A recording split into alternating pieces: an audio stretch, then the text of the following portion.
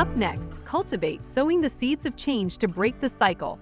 Ginger and Darla are both active members and trusted servants of the Narcotics Anonymous Fellowship. Both have sponsors, work the steps, and attend meetings. Their presentation will give a general overview of Narcotics Anonymous, how to find a meeting, what is involved in a meeting, and some personal experiences. Please join me in welcoming Ginger and Darla to Real Voices, Real Choices.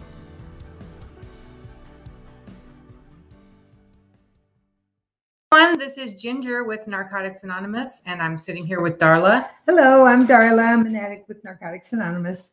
We are live with you because we wanted to be able to interact with you guys and be live and able to share with you a little bit about Narcotics Anonymous. After you're through with this presentation, you'll hopefully know a lot more about the program than you did before.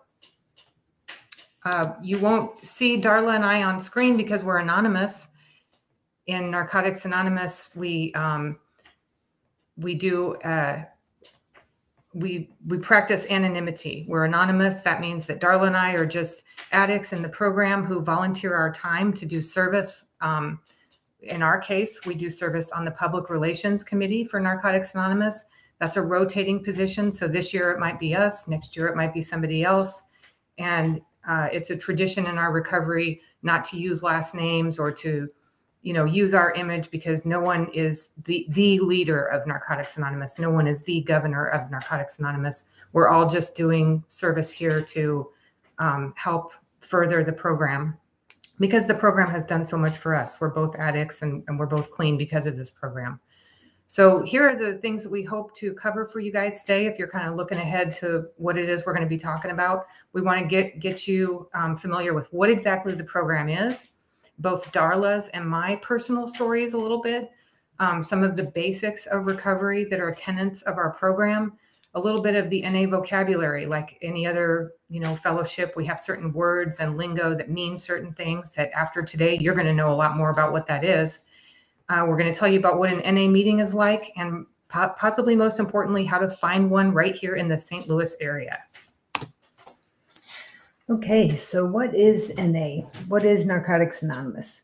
We're a vital community resource because we're in your community. We are, one of our basic things is the therapeutic value of one addict helping another. That's without parallel. You know another addict's story even before they start telling it, just about, because you can see yourself. I can see myself in so many parts of someone else's story. It's also a process for change. It's in the steps, because each step builds on the other, so it really is a process. There's no set time frame or anything like that. It just really depends on person to person, how quickly or how slowly they might get through the steps. Just so you're working on a step, that's always a good thing. And guess what? Once you get done, you just start over again anyway. Also, the Narcotics Anonymous program can work in conjunction with treatment. If you're in treatment, you can go ahead and continue care and still, reap the benefits of Narcotics Anonymous, because you're still building a support network and working on setting up a process for change for yourself. Anything? I think that's great. Okay. So a little bit of Narcotics Anonymous history. We are adapted from Alcoholics Anonymous. So most of you will probably be familiar with Alcoholics Anonymous, the first 12-step program. Narcotics Anonymous took a turn and did things a little differently. Being addicts, alcohol may or may not be part of our story. So we needed something different. And in 1953, Narcotics Anonymous was formed in Los Angeles, California. That's a couple decades later than AA. So our fellowship's a little newer, a little more recent. 1953 was our beginning. And in 1983, we got our book. So we have a main book. It's called The Basic Text, that goes through our 12 steps and through our traditions and a little bit more about what is an addict. And so many people identified with that book and felt so connected to the message in that book. Many of us thought that there weren't other people like us addicted to drugs. And when the book came out in 1983, it really expanded the Narcotics Anonymous Fellowship all over the country and eventually worldwide. A little tidbit about St. Louis history in Narcotics Anonymous. In 1996, St. Louis was the site of the NA World Convention. It was called Show Me How to Live, and that meant tens of thousands of addicts were here in St. Louis celebrating and going to workshops and speakers and having this big conference. And that really kicked off more meetings in the St. Louis area. We had meetings already, but not as many as we did after 1996. It really took off. And then to give you a little bit more of a recent count of where Narcotics Anonymous is at today, as of April 2018, over 70,000 meetings in 144 countries. So it's a worldwide fellowship now, and maybe bigger than you realized.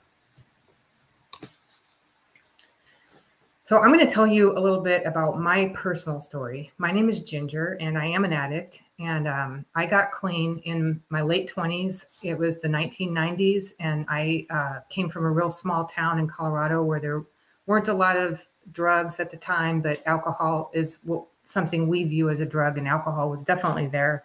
And that was kind of my beginning with several years of going kind of up and down with drugs. And I moved to St. Louis to go to college. And even after college and in the work world, I still used here and there, but I was functional. So I considered, myself functional. I never considered myself an addict.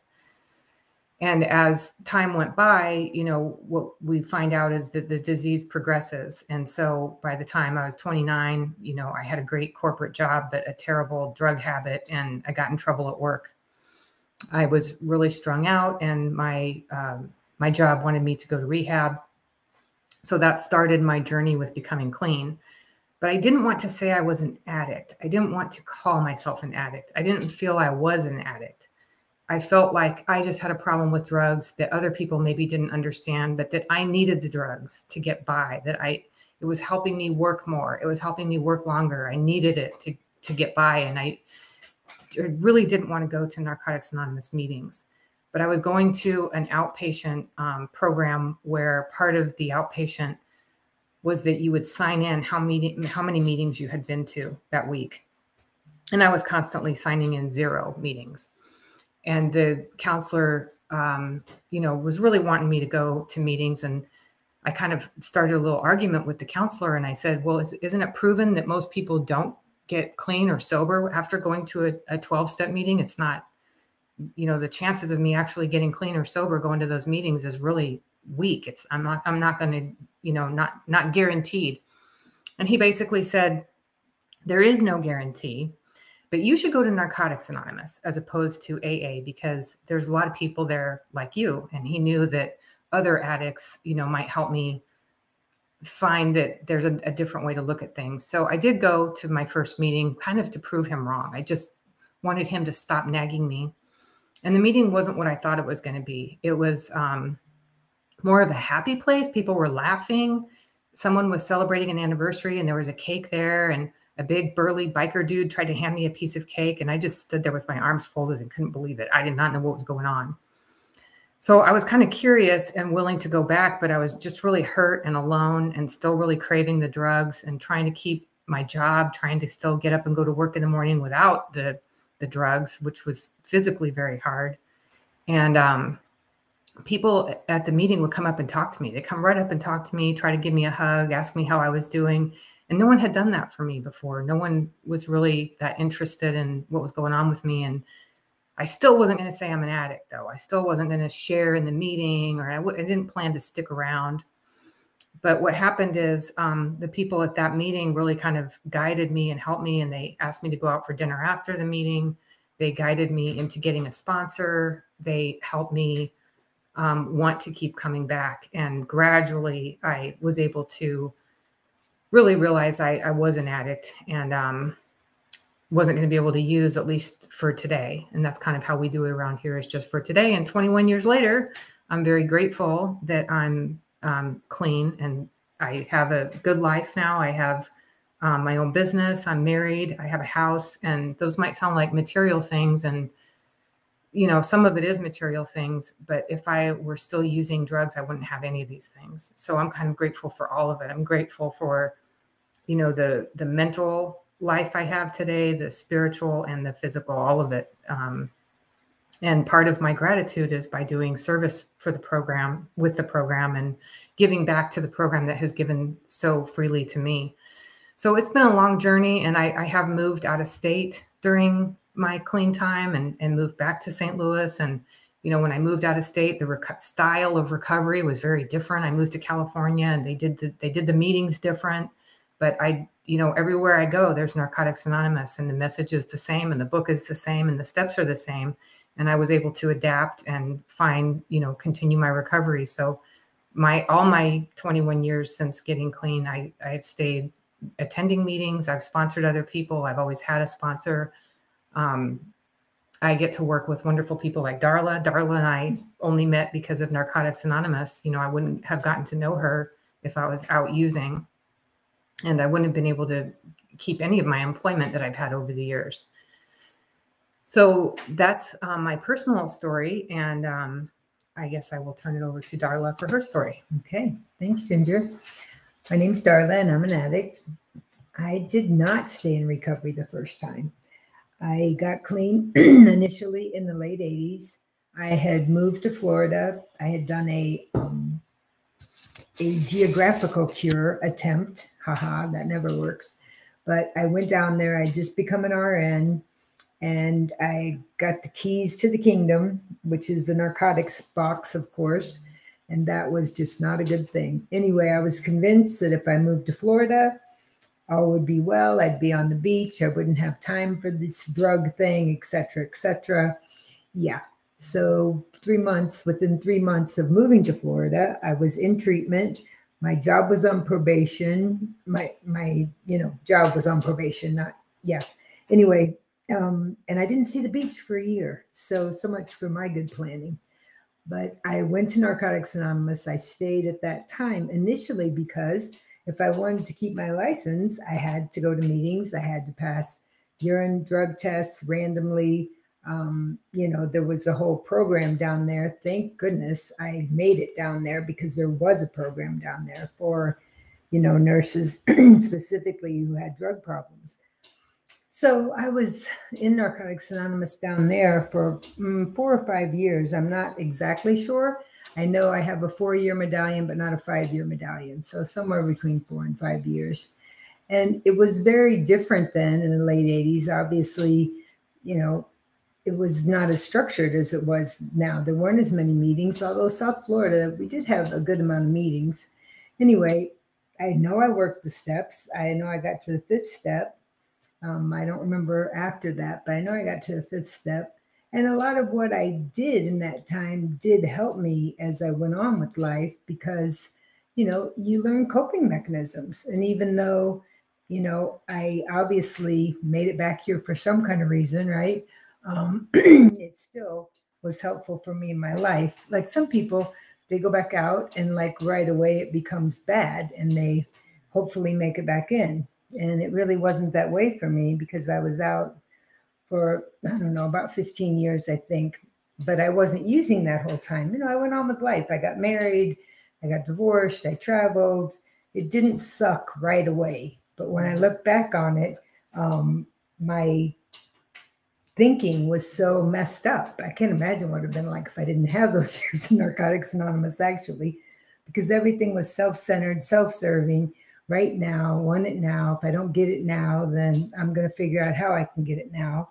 And who cares what the rest of you think? It was just I didn't realize it in the moment. It's only looking back on it. So eventually, of course, it came back to get me. My disease never slept, really. I just thought it did. I started having back problems and started out with prescription pain medication. And that, of course, was a very slippery slope and led me back to the rooms. The difference was this time I knew where I needed to go, but it was a matter of, okay, if I'm going to go, I really want to make this the place that I want to be. I want, I don't want to be like dragging my feet every time, hating to be a member, So when I finally made a decision that I was going to do that, that was 8 years ago in 2013. I started with just being of service in my home group, picking up stuff after, picking up chairs, doing whatever needed to be done. I was GSR, and I worked my way in service up to, different positions I've had throughout the past few years. So it makes me want to be there because I know people are counting on me. I know that we know that if we don't do certain things in public relations or whatever, they might not get done because, myself or Ginger and I have committed to do them.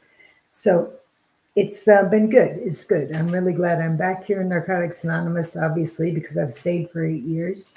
So it's a good thing. It's one day at a time, but it's a very good thing.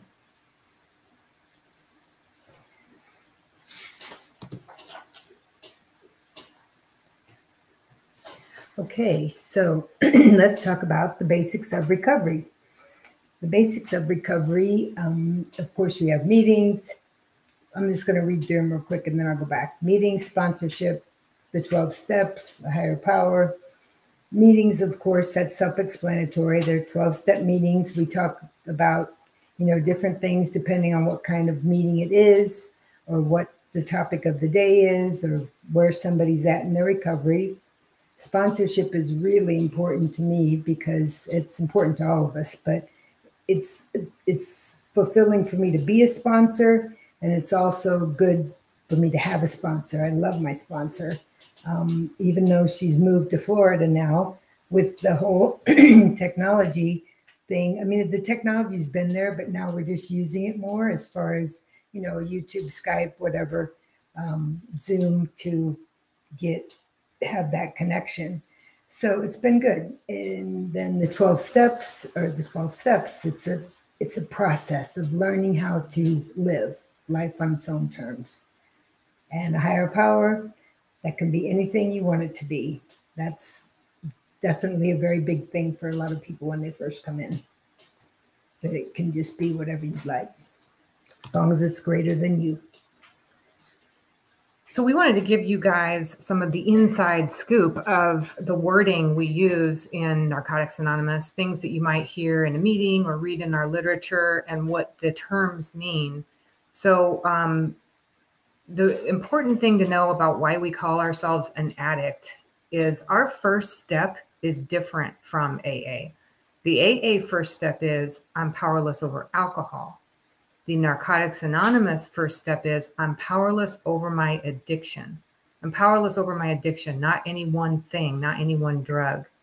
So an addict is helping us remember that addiction is the problem, not any one specific drug, because we have crafty little minds. And sometimes if we were to tell ourselves, well, it's just one substance, it's not this other stuff over here, then it would just be an excuse to use something else. So we know that our problem is addiction. The basic text is our book that I talked to you a little bit about earlier when we were in the historical portion. It's our main textbook that every newcomer would get when a new person comes into a meeting. We want them to have the basic text. Sometimes in meetings, we read from the basic text. A lot of times a sponsor might ask you to read something in the basic text. The basic text is written by addicts, written by a group of addicts. Actually, I believe it was in Wichita, Kansas. They got together and wrote it together, and it just really speaks to us. It's written in the voice of an addict, the kinds of ideas and feelings that those of us have all put down on paper. And a lot of times when people first read that book, they say, gosh, was someone inside my head? Because it rings so true to pretty much anyone who's an addict. So the book is kind of like where all of our core ideas are. The group is, we say in Narcotics Anonymous that a meeting is anytime two addicts get together and meet. That could be a group, one or more addicts holding regularly scheduled meetings. And a group would have the responsibility to pick a facility or a location, work with that location to pay whatever rent or whatever forms they might need to fill out to be allowed to meet there. The group would then also have the responsibility to put the word out that they have a meeting and that this is the time and place. And the group usually has the responsibility to have some of our literature available at the meeting. It's kind of the responsibility of the group to guide new people that come in the door.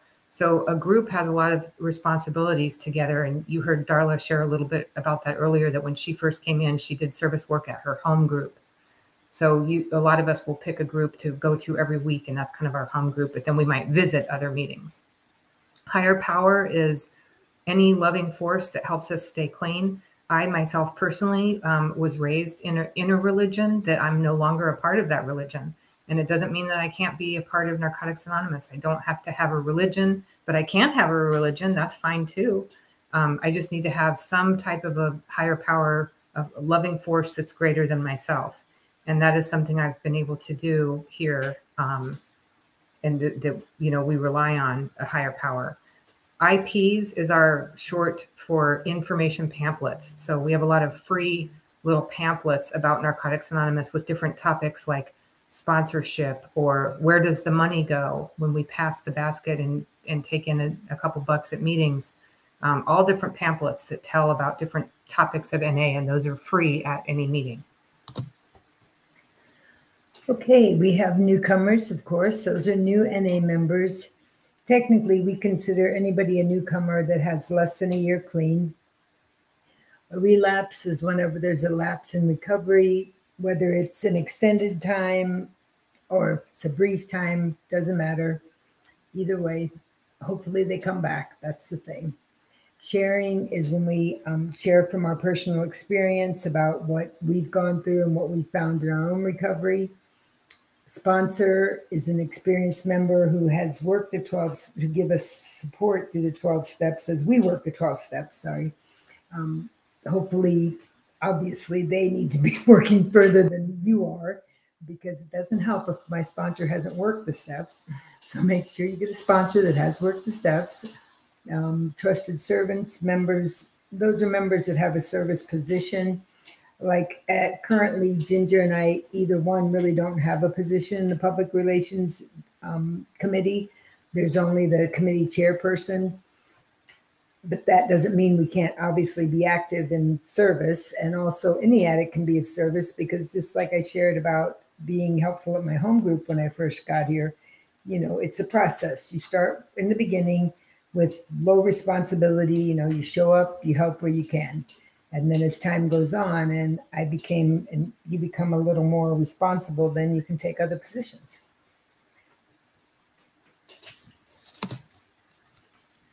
So the NA meeting is the main place that any newcomer is going to hear the message, meet other addicts, hopefully meet their sponsor. That's where somebody coming into a meeting might pick up literature, the books, whatever. That's kind of where everything happens. The magic happens at the meeting.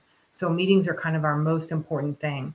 So we wanted to kind of tell you guys just a little bit more about what meetings are and what they're like. So obviously it's going to be 2 or more NA members. Here in the St. Louis area, I would say your average meeting that you walk into would have anywhere between 10 and 40 people. There's some with more than 40. There's some great big ones that are kind of rowdy and exciting. And then there's some that are real tiny that only have like 4 or 5 people because they meet early in the morning or at some odd time. And Darla used to go to one that met at 4 o'clock in the afternoon. So who's going to go to a meeting at 4 o'clock in the afternoon? But there was like 4 or 5 regulars. And so they just, you know, that was a small meeting. So we're very lucky here in St. Louis that we have so many choices. Meetings are, it's very important that the meeting promote an atmosphere of recovery. So one of the things we try to do is have a meeting not be too, you know, loud or noisy or lots of distractions or lots of getting up and down. We wouldn't want to have a meeting in a location where there's people going in and out the door the whole time, or, you know, there's lots of things to consider in having that atmosphere of recovery where everyone can concentrate on what's being said. What's going to happen at the meeting is that members will share their personal experiences with addiction and recovery. There's usually a chairperson who kind of starts things off. And then typically the way meetings are done here, people can then sort of jump in as the spirit moves to share what they have to say. The more experienced members sort of have the job of supporting the newer members. So if somebody like me or Darla, who has many years clean, if we see somebody walk into a meeting that we don't know, it's expected that we will get up and greet the new person. It's just sort of it almost becomes like a peer pressure thing if you're not doing it. But it also becomes something you really want to do and you're excited to do because someone did that for you when you were new. So you're excited then to go up and greet those people. And, sometimes a new person doesn't want to be greeted and we just let them be, but we make sure that they know, who to talk to and that they're not confused about anything that's going on. NA meetings are self-supporting. So even if somebody wants to donate some money to us and say, we just want to contribute so you guys can buy yourself a new coffee maker or buy yourself some coffee, or a facility might say, oh, you don't have to pay anything. You can just meet here for free. We don't do that. That is one thing that is in our traditions, that as a Narcotics Anonymous meeting, we're self-supporting. So we pay for our own stuff and we always pay something, and we don't accept any kind of outside contributions. And that sort of keeps everything clean in terms of, that the NA message will always stay the NA message, and a large contributor wouldn't then try to co-opt that message. We do have guidelines of how to conduct an NA meeting. So like if anybody out there was just curious and wanted to start a meeting, maybe one of you is in a facility or in a location that doesn't have NA meetings, but you're interested, it's easy to get those. We could help you, or you could go to STLNAorg and find how to start a meeting. There's guidelines available. We have certain readings at every meeting that are downloadable, and it's pretty easy to find all this online. So that would help someone start a new meeting if they wanted to do that. Okay, NA meetings in this area.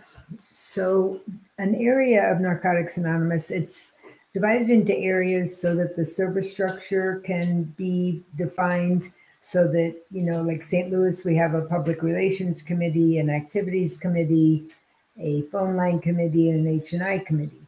So it's defined as an area so that we don't provide the same, we don't duplicate the services. So St. Louis area is the St. Louis City and St. Louis County. Greater St. Charles area, they have the same committees. Now, some areas are structured a little different, where maybe PR also has the public relations, also has the phone line underneath it. But it's to provide services is what it's for. Mid-East Missouri area, that's Jefferson County, Festus, Fenton, over in that area. Metro East area is over across the river. Now, all four of these are on our website and in our directories when we print them, when we print the full directory, only because they're all close. In 6 months of attending meetings in NA, you can easily go to all four areas because we're just so close. And it depends on, where you live, if you move, if you go to work, where you work, so we just find, for convenience sake, we put them in the same directory, where, like if you lived in Chicago, it might not be in the same directory. Okay, so the types of meetings that you might encounter, Darla mentioned that we have a meeting directory. In the directory, there's a little code of what factors or what styles the meetings might have. And on the front is a legend that tells, what the different codes mean, but like O is for open, C is for closed. So an open meeting means that anyone can attend. It doesn't matter if you're an addict. It doesn't matter if you're not an addict, if you're a friend or a family of an addict, or you're just curious, or you're just a professional that wants to learn more about NA. If it says open meeting, anybody can go. Rarely is it going to say C for closed meeting. Those are much more rare. There's only a few around here, but a closed meeting is one that's for addicts only. So only people that should attend that meeting would be people who are definitely an addict, not outside the fellowship or outside of the addiction, being an addict. Then there's also going to be some codes that give an idea of what kind of topic the different meetings like to have. Sometimes it's a speaker meeting where the point of the meeting is just to have someone share their story at the beginning, and then later people can comment or share on what the speaker said. Sometimes it's the topic is the literature, like reading a chapter from the book or reading one of the information pamphlets.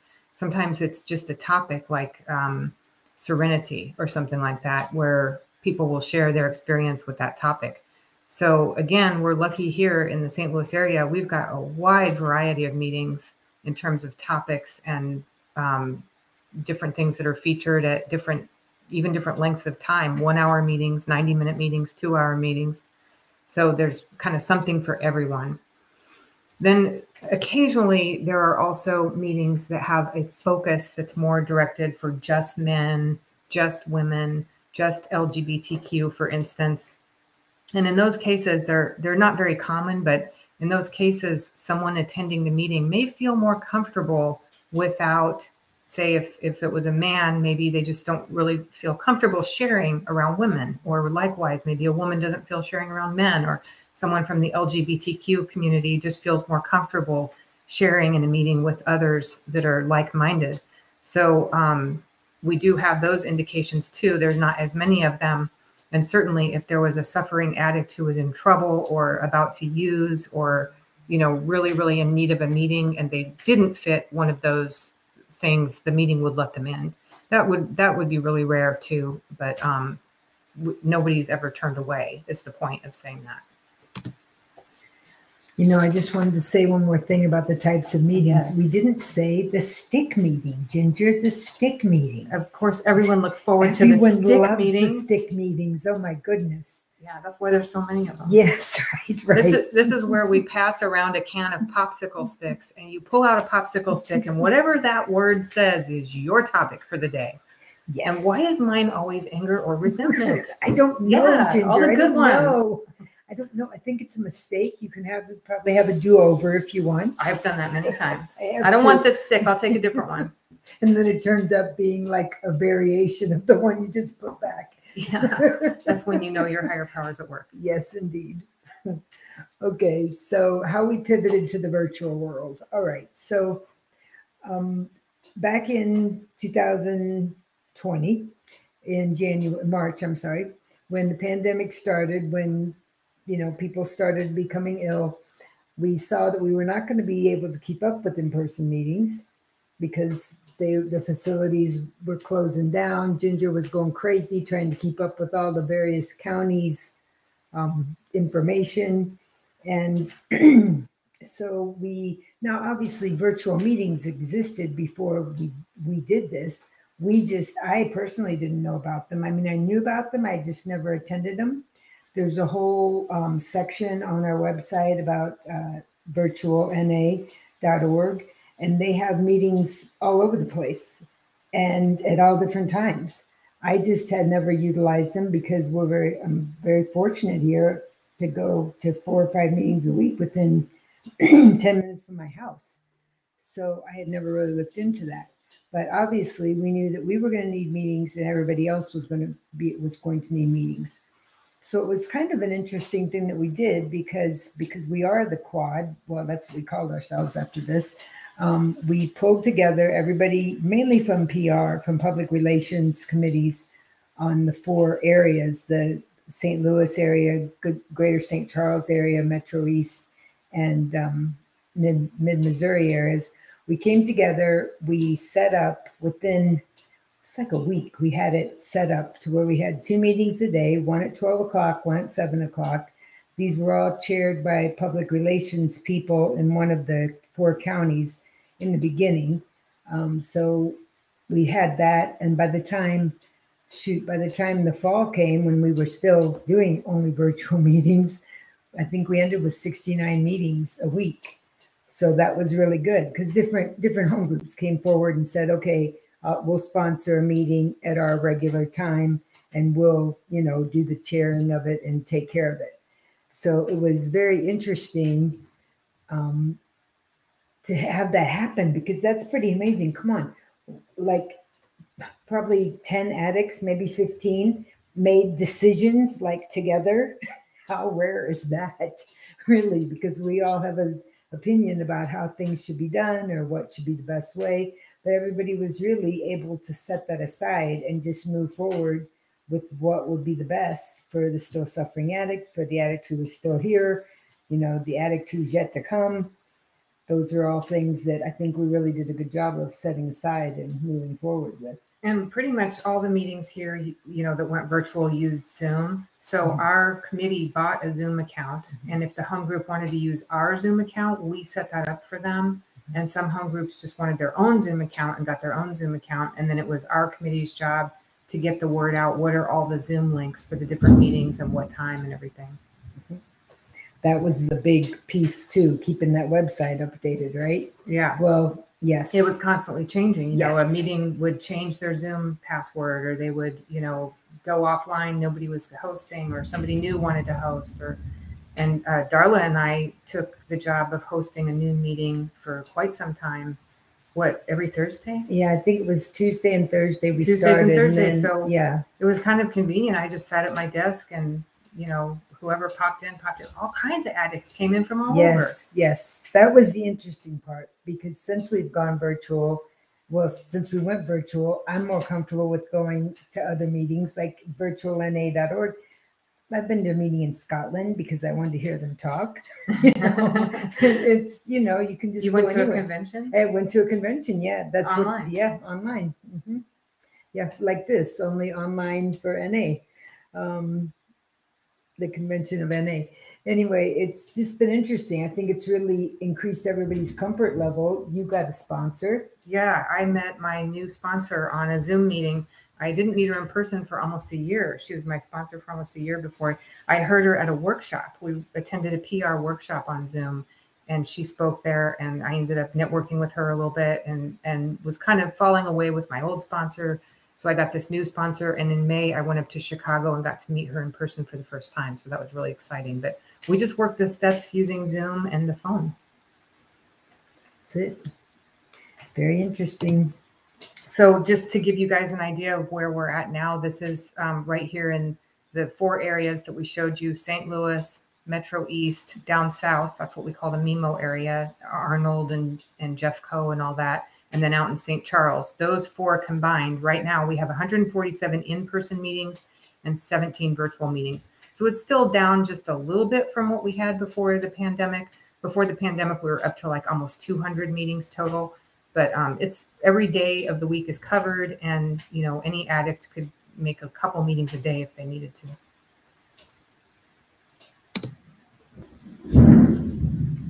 How to find an NA meeting? Okay, so STLNA.org. That, please only use STLNA.org if you want to find a meeting in any of those 4 areas in the St. Louis area. There's apps, there's NA.org. We don't have any control over the apps.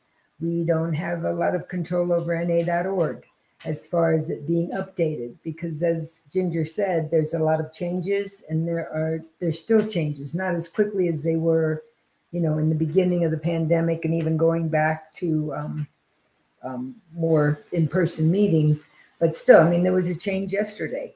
So that's not updated in an app. So the apps we don't have any control over updating that.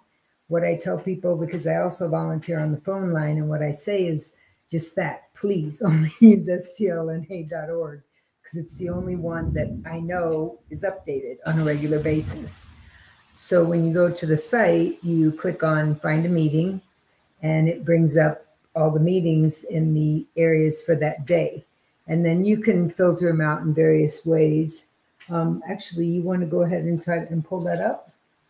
Yeah, we were going to see if it would work for us to share. I think I would hit stop share and then share again to share my.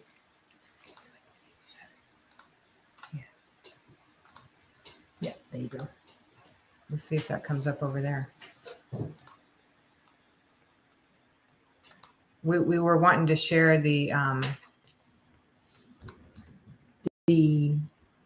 directory online. Yeah, no? It's still going to look Yes, at the old one unless I reshare. Yep, she was right. She wanted to do that.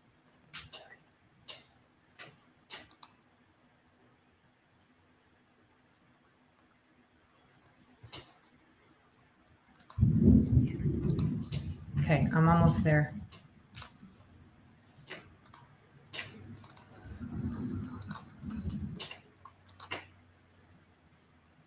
Is it sharing?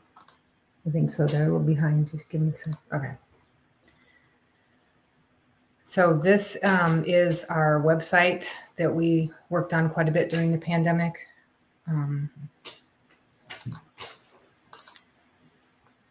I guess it's just like a mirror. It's sharing within sharing within sharing within sharing. Oops. So sorry, guys. We thought we could share our website, our STLNA.org, and show you guys how to find a meeting. Okay. Did Just go it back. come up? No. it's No. not coming up. Okay. Oh, there it is. There it is. There it is. Okay. There it is. No. I see that there's a delay, so sorry. I'm not going to touch it now until We got it. you can see it. So the local meeting website here, the local website here is monitored by local addicts here in the area, and it's STLNA.org, and on it we have different links for resources. If you're new to NA, we have our service groups, like the group that Darla and I are on, the Public Relations Committee. We have the links to all that. But most importantly, we have a link called Find a Meeting. And Find a Meeting will lead you to a whole host of what we call our meeting directory. It's an online meeting directory with all the days of the week. So you would click the day of the week that you want to attend a meeting, and then it would show all the meetings during the day at that time. I think it's still not coming It's up. okay. But... No, it's a delay. Okay. So you could sort by the day of the week, the time, the city you want to go to, the zip code you want to go to. You can look at a map version of it. It's a real nifty little tool. And at the top, we even have, you can print a printed directory if you wanted to print it from your printer. You could choose just one of the 4 areas, or you could print all of the areas. And we're pretty proud of this because we update this up to the minute. So if a meeting says, hey, we're not going to be on virtual anymore, we're going to go meet in person, Darla and I and our other team members change that pretty quick. Because what we don't want is for an addict to show up to a meeting and it's not there. So there's our little meeting directory. We hope you guys, if you're interested, that you visit that. And I think at this time we're ready for questions, if that's okay.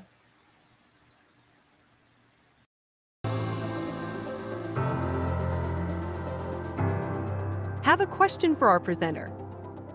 Submit questions in our video chat and the presenter will address as many as possible.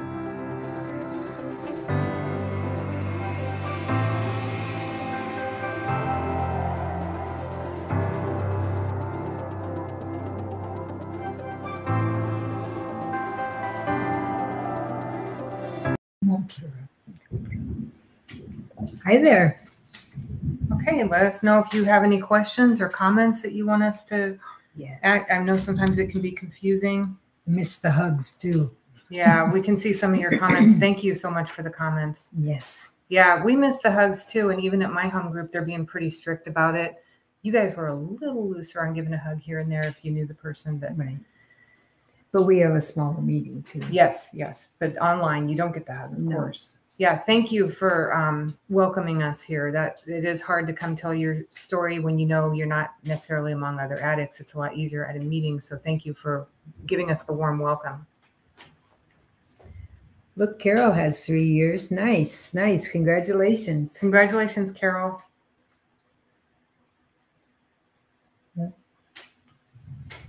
There you go. I was too early. Sorry.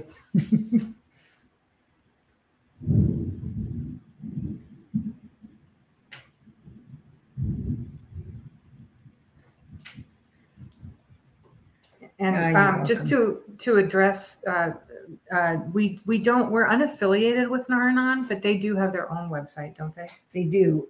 Go to the one for, I forget what it's called now, not the Nar-Anon, like for the entire United States. There's a break off like Southern Missouri, something like that. Do the smaller one because that one's updated more frequently than the national site, just like we are. That was the information I had 2 years ago anyway.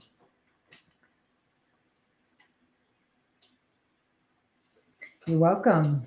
Nice to be here. Yeah, thank you. That really means a lot, you guys. Oh, congratulations, Ramona. Nice. 8 years. 2013 was a good year. Hey, Tony. 17 years. We need you to keep coming. Yeah, how many men and women I don't in know. Missouri? That is such a good question. That's a very And good question. yeah, what we do know is that overdoses are way up. 30, like at least a third. 30% more overdoses, and that's something that really concerns us. And we just hope that people find a program like ours or some kind of help. We realize we're not the only help, but we feel like ours is pretty good. We hope that these people can find us before getting there, because the overdose is such a concern right now. You're welcome, Bruce. Thank you for listening.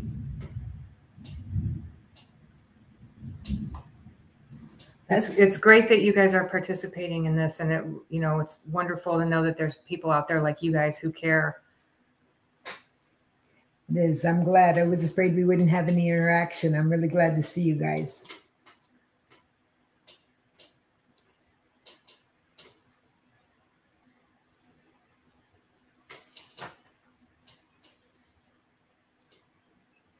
You're welcome, Jewel. All right, Edward. 13 years. He just celebrated. Nice. Congratulations. Nice. So a lot of people in recovery here. That's awesome. Yes, that's great. And, it's nice when you travel somewhere to attend a meeting, because it's so cool. I've been to meetings in New York, Florida, Kansas City, Denver, California, of course. I haven't been out of the country yet, but it's nice to, just go anywhere and be able to go to a Narcotics Anonymous meeting. Mm-hmm.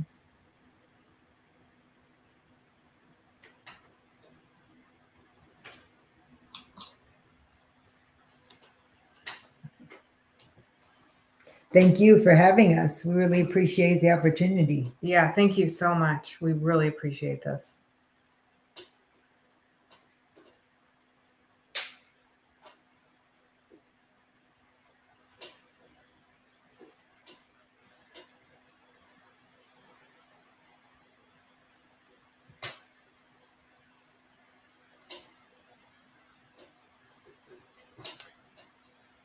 Yes. All of the meetings are mat friendly. That was a big issue a few years ago. I think you might find some really diehard, people that are still a little not so good with it. However, it is our position as a whole that that's between you and your sponsor and your healthcare provider. And we do have an IP on that now. Yes, we do. Somebody wants, it's not an IP, it's a service pamphlet. A service pamphlet. Yep. Hey, Ramona. That's awesome. Well, that's a great question, Kay. And I was apprehensive about joining NA. And I think what people said to me is just go check it out. Just go sit in the meeting and listen to a couple of different meetings. Just, if you could get them to just be willing to just attend 1 or 2 meetings and see what it's like. For me, it wasn't what I thought it was going to be. I had a very negative perception about 12-step programs before attending. And we kind of say that this is a program for people who want it, not people who need it, because you kind of have to want it on some level eventually. Exactly. You might not know you want it that first meeting, you might not know it for a few, but if you can just stick around for a couple. One of the things that's really common among addicts is that inside we really feel alone. We feel like no one else can understand and no one else has had our problem, and that there isn't a way out. So when we meet other people who were there and have found that way out, it can be very inspiring. Thank you for those congratulations that came up when we were talking too.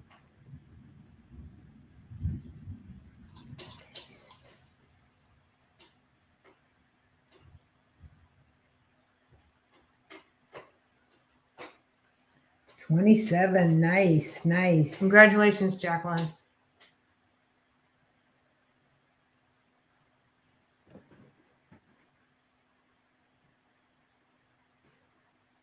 All right. Well, thank you, Ginger and Darla. We sure appreciate you guys being here today and presenting the information to everyone. And congratulations on both of your individual journeys as well. That's really inspiring. Thank you. Yes, you're welcome. Thank you very much for having us. No problem. I know it's been super helpful for everybody, and I'm loving seeing all the comments on the side. The interaction has been wonderful. So just thank you to all of our attendees as well for interacting with Ginger and Darla. Absolutely. Lots of congratulations. And Thank you, Sharon.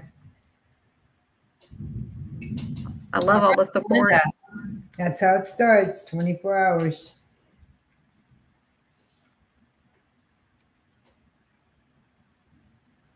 Does anybody have any more questions for Ginger or Darla?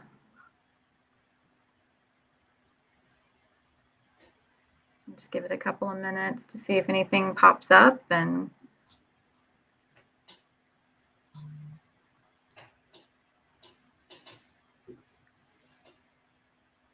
all righty. Well, Okay. I guess we will let you ladies go. And again, thank you for being with us today. And we will talk to you guys soon, I would imagine. Thank you. Okay, thank you. You guys enjoy the rest of your conference. Thank you.